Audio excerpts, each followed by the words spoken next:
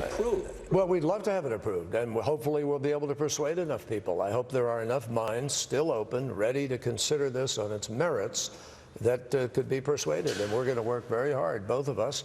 We'll be on the Hill next week. We look forward to this interaction with the Congress, and we very much hope we can persuade enough people to approve it, of course.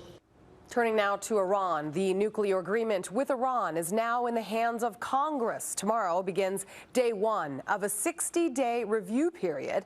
The Senate will also begin hearings starting on Thursday. Now, both sides have already made cases for and against the agreement. So what next? Joining us now is Republican Senator Jerry Moran of Kansas. Thank you very much for talking to us, Senator. You know, Congress and the Obama administration are making their case for and against continuing sanctions. Obama and his team believe that we've got to do this because otherwise U.S. sanctions and resolutions will be ignored eventually by other countries.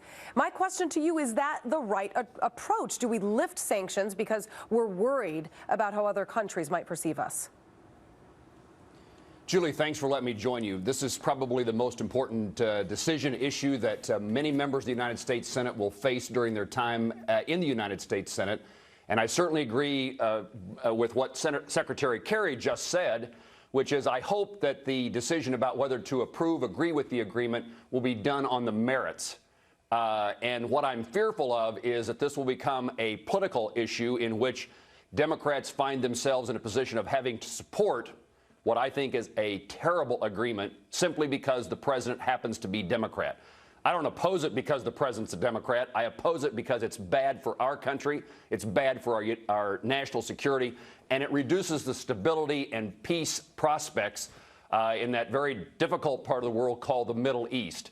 And what's next should be the American people and their elected representatives in Washington, D.C., spending the time not on the politics of this issue, but on the merits to make certain that to reach the right conclusion, whether it's beneficial to peace and national security or very harmful. Talk about the dangerous terms of this proposal, because not only do they not enhance our national security, as you just mentioned, but what about verifying accountability from Iran? Where will there be accountability? Well, you know, that's what the sanctions were put in place for, is to change the behavior of Iran related to the development of a nuclear weapon. And what we see is the sanctions going away under the agreement. And what should have happened is there's no sanction relief until Iran dismantles their nuclear program. I serve on the banking committee that's responsible for the congressionally mandated sanctions. Our goal was to change the behavior of Iran using the sanctions, not to remove the sanctions and hope that Iran does something different. And so this agreement has been negotiated, agreed to in a way that the benefits come way too soon and the bad behavior can continue.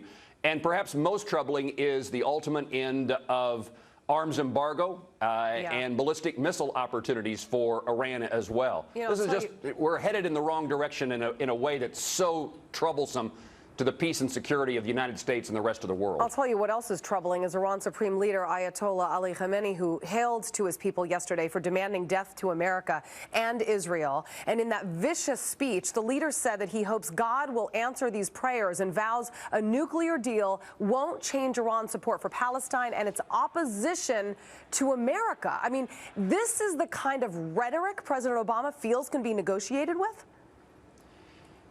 We are negotiating with a country that is the leading exporter of terrorism, that funds and promotes the death to Americans, to attack Israel. The rhetoric matches their behavior. This isn't just talk. This isn't just a leader of Iran making a rhetorical set of statements.